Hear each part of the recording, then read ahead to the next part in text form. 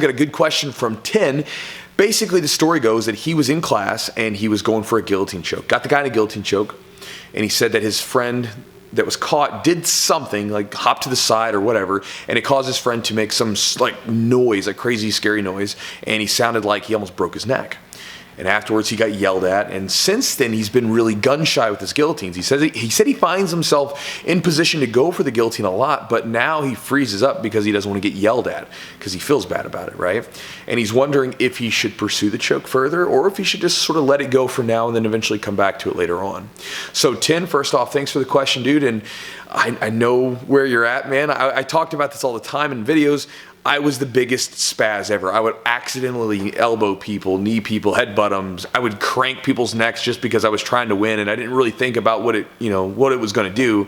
And I got yelled at plenty of times. And also as a younger coach, I've yelled at people before, and then as I've gotten older and more, mature about it, I realized, like, look, man, like, especially new people when they're white belts and stuff, they don't mean to. They don't mean to hurt anyone. They don't mean to accidentally squeeze someone's neck really hard. They just don't. They're not thinking about it. They don't really understand, right? And so now it's like I'll try to stop people and try to coach them through that and make them understand why, maybe they don't want to do that. So getting to your question, should you pursue the choke or should you let it go? I think in your situation, because of the fact that you're finding yourself there, right? So it could be a viable weapon, and because something's not right, you're not doing the choke correctly, right? Then you should absolutely pursue it even more, right? Because again, just like I said in the previous video, jiu-jitsu is it's just problem solving. And so you need to problem solve and figure out what you're doing wrong with that submission. And you need to figure out the feel of the submission when it's done correctly.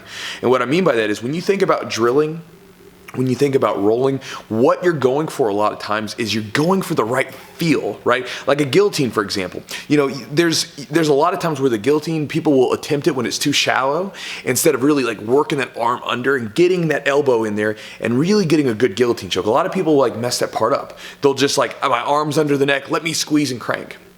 So what you need to do with your guillotine choke is you need to really work and find the right positioning for the guillotine. And then once you get the feel for it down, like once you know what it feels like to have a good guillotine choke, that's what you start searching for. And you'll know whether or not to, put the let off the gas a little bit and sort of keep, finding the right position, or, oh, it's there, let's go and put some muscle into it and squeeze and get the finish.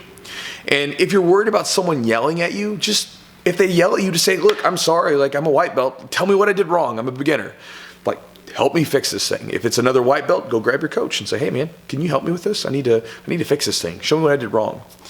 And likewise, one of the things, this is with any submission, regardless of whatever it is, learn to communicate with your partners.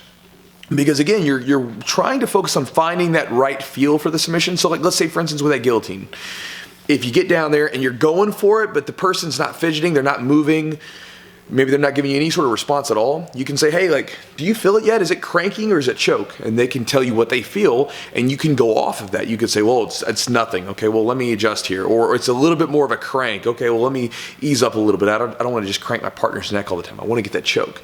And, an example of me doing this in class is one of my buddies, Nate, big, tough, strong brown belt. There's been times where I would catch him like an arm bar, right? Like, so I'd, sweep him over, get him out, get an arm bar or something like that. And I'll have that armbar locked out, and it feels like it's fully locked out.